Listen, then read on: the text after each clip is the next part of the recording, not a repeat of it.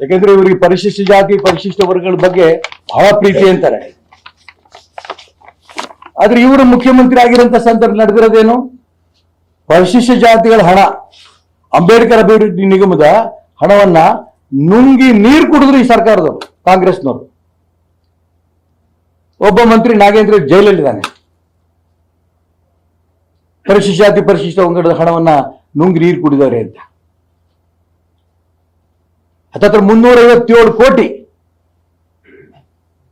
ಯಾಕೆ ಮುಖ್ಯಮಂತ್ರಿ ಗಮನಕ್ಕೆ ಗೊತ್ತಿರ್ಲಿಲ್ವಾ ಇದು? ಅದೇ ರೀತಿ ಇನ್ನೊಂದು ಆದೇಶ ಹೊರಡಿಸಿದ್ದಾರೆ. ಹಿಂದುಳಿದ ವರ್ಗದ ಇಲಾಖೆಗಳಿಗೆ ಭಾರತೀಯ ಜನತಾ ಪಾರ್ಟಿ ಸರ್ಕಾರ ಇದ್ದಂತ ಸಂದರ್ಭದಲ್ಲಿ 1073 ಯೋಜನೆಗಳಿಗೆ ಇಟ್ಟಂತ ಹಣವನ್ನ ಮಾನ್ಯ ಸಿದ್ದರಾಮಯ್ಯನವರು ಮುಖ್ಯಮಂತ್ರಿಗಳು ಮತ್ತೊತ್ತು ಹೇಳ್ತಾ ಇದ್ದೀನಿ, ಹಿಂದುಳಿದ ವರ್ಗದ ಚಾಂಪಿಯನ್ ಅಂತ ಅನ್ಕೊಂಡಿರೋರು ಆ 1073 ಯೋಜನೆಗಳಿಗೆ ಪ್ರಾರಂಭಕ್ಕೆ ಸ್ಟೇ ಕೊಟ್ಬಿಟ್ರು. ನೋಡೋಣ ಏನ್ ರಿಯಾಕ್ಷನ್ ಬರುತ್ತೆ ಅಂತ. ಹಿಂದುಳಿದ ವರ್ಗದ ಧ್ವನಿ ಇಲ್ಲ. ಹೋದ ತಿಂಗಳಲ್ಲಿ ಆ ಸ್ಟೇ ಕೊಟ್ಟರು. ಈಗ 1073 ಯೋಜನೆಗಳದ್ದು ಹಣ ಏನ್ ಬಿಡುಗಡೆ ಮಾಡಿದ್ರು ಅದನ್ನ ರದ್ದೇ ಮಾಡಿಬಿಟ್ರು. ಒಂದು ಪರಿಶಿಷ್ಟ ಜಾತಿ ಪರಿಶಿಷ್ಟ ವರ್ಗದ ಹಣವನ್ನ ನುಂಗಿ ನೀರು ಕುಡಿದ್ರು.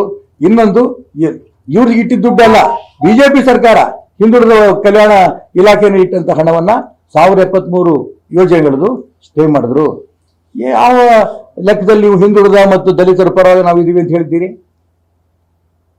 ಇನ್ಮುಂದೆ ನೀವು ಹೇಳಕ್ ಹೋಗ್ಬೇಡಿ. ನೀವು ನಾವು ಹಿಂದುಳಿದವರಿಗೆ ದಲಿತರಿಗೆ ನಾವು ಮೋಸ ಮಾಡಿರೋರು ಅಂತ ಒಪ್ಕೊಳ್ಳಿ. ನೀವು ಸಾಕ್ಷಿ, ಒಬ್ಬ ಮಂತ್ರಿನ ಜೈಲಲ್ಲಿದ್ದಾನೆ.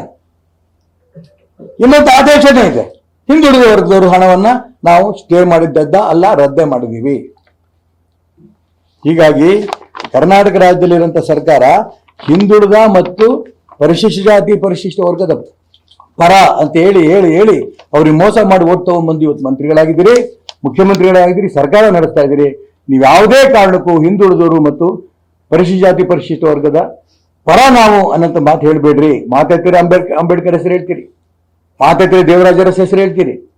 ಆ ಹಿಂದುಳಿದ ವರ್ಗದ್ರು ದಲಿತರು ದೊಡ್ಡ ಧ್ವನಿಗಳನ್ನು ಹೇಳಿದ್ರೆ ಆಗಲ್ಲ. ಮಾನ್ಯ ಸಿದ್ದರಾಮಯ್ಯನವರೇ, ಅವ್ರ ಅನುಕೂಲ ಮಾಡಿಕೊಟ್ರೆ ಮಾತ್ರ ನಿಮಗೆ ಅನುಕೂಲ ಆಗುತ್ತೆ. ಇಲ್ಲ ಅಂದ್ರೆ ಅವ್ರ ಶಾಪ ನಿಮಗೆ ತಟ್ಟಿದೆ. ಆ ಪರಿಶಿಷ್ಟ ಜಾತಿ ಪರಿಶಿಷ್ಟ ವರ್ಗ ಮತ್ತು ಹಿಂದುಳಿದ ವರ್ಗದ ಶಾಪ ತಟ್ಟಿ ನಮ್ಮನ್ನ ದುರುಪಯೋಗ ಮಾಡ್ಕೊಂಡು ಕಾಂಗ್ರೆಸ್ ಸರ್ಕಾರ ಬಂದಿದ್ದಂತ ಶಾಪ ತಟ್ಟಿ ಇವತ್ತು ರಾಜ್ಯದಲ್ಲಿ ಕಾಂಗ್ರೆಸ್ನವ್ರು ಒಬ್ಬ ಮಂತ್ರಿ ಜೈಲಲ್ಲಿದ್ದಾನೆ, ಇನ್ನು ಉಳಿದವರು ಜೈಲಿಗೆ ಹೋಗಿ ತಯಾರಾಗ್ತಾ ಇದ್ದಾರೆ.